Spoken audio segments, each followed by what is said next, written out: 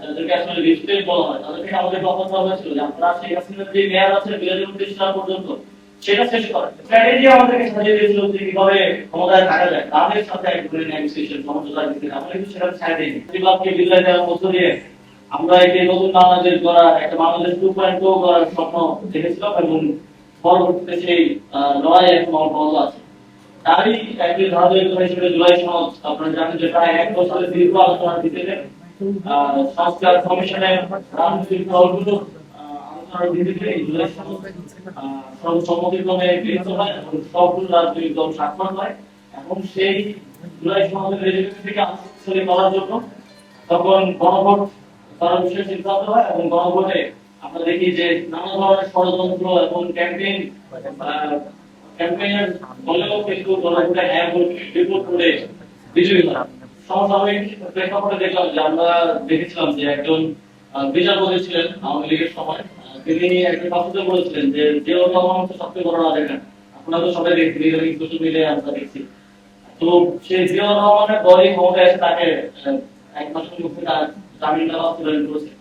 সুতরাং আমরা যে জাতীয়তাবাদী শক্তি হিসেবে বিএনপিকে চিন্তা, আমরা সেই বিএনপিকে এখন আসলে চিনতে পারছি না। আমরা আমাদের মনে হচ্ছে যে উপর পিঠে চলছে স্বদেশে একটা কথা আছে না যে ক্ষমতায় আছে একজন কিন্তু কে চালাচ্ছে পেছন থেকে তার কাজকর্ম বোঝা যাচ্ছে না যে আসলে সেই নিজেকে পরিচালিত করছে, সেই দেশটা চালাচ্ছে না কিন্তু কেউ এই দেশটা চালাচ্ছে। তাহলে আমরা এরকম জিয়াউর রহমানকে সবচেয়ে বড় রাজাকার বলা, তারপর বিভিন্ন সময়ে যাদেরকে আমরা দেখেছি যে বর্তমান প্রধানমন্ত্রী তারেক রহমানকে নিয়ে কোনো বক্তব্য করেছেন, খালেদা নিয়ে নোংরা বক্তব্য করেছেন, তাদেরকেই এখন সাথে নিয়ে ঘুরে বেড়ানো, আর এই জিনিসগুলো খুব অস্বাভাবিক লাগে আমাদের দেখতে।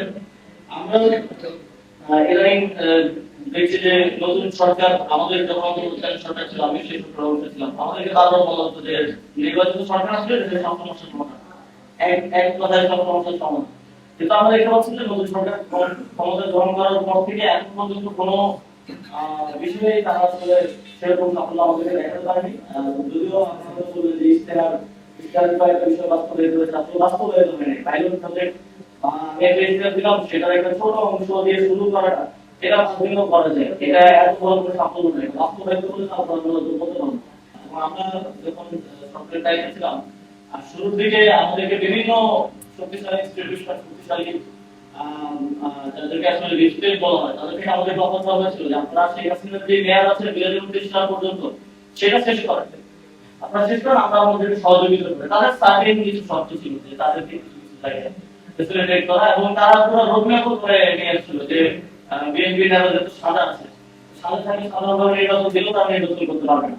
তাদের সাদাগুলো ইয়ে না করে আদালতের মাধ্যমে এগুলো লেনদেন করে আপনাদের ডাইরেকশন কিভাবে করা যায়, আদালতের যে ঘুরে ঘুরে তার কমান্ডের দিকে তেমন সাদা ছিল, সে যদি সাদা কথা বলতে থাকে নির্বাচন হলেও কিন্তু বাংলাদেশ নির্বাচন করতে পারবে না। তো তারপর স্ট্র্যাটেজি আমাদেরকে সাজিয়ে দিয়েছিল যে কিভাবে ক্ষমতায় থাকা যায়, তাদের সাথে এক ধরনের নেগোসিয়েশন সমঝোতা দিতে আমরা কিন্তু সেটা ছাড় দিইনি। আমরা সবসময় গণতন্ত্রকেই সামনে রেখেছি এবং সেটার প্রতি কমিটমেন্ট রাজ্য সরকারের ছিল বলে নির্বাচনটা হয়েছে এবং আমাদের ছিল বলে আমরা ইভেন নির্বাচন যেন প্রস্তুতি না হয় সেই জন্য নিজের আগবাড়ি পদক্ষেপ করে চলেছি। যেটা আমরা দেখলাম যে বিগত সরকারের দুজন গুরুত্বপূর্ণ দায়িত্ব থাকে এই সরকারের মন্ত্রী প্রধানমন্ত্রী আছেন, যদিও এই সরকারের দলই আমাদের পদক্ষেপ সে সময় দিয়েছিল নির্বাচনের লেভেল প্লেইং ফিল্ডের এক ধরনের যুক্তি দাঁড় করে, কিন্তু তারাই এই ধরনের কার্যক্রম এখন হলো, তারাই আগের সরকারের গুরুত্বপূর্ণ দুজন দায়িত্ব সরকারের মন্ত্রী হিসেবে নিল। সুতরাং এটা বোঝা যায় যে তারা এই নির্বাচনের লেভেল প্লেইং ফিল্ডকে আসলে ক্ষতিগ্রস্ত করেছে এবং বিভিন্ন ক্ষেত্রে তাদের সুবিধা পাওয়ার জন্য এই মানুষগুলো যাদেরকে এখন সুবিধা হলো তাদেরকে ব্যবহার করেছে।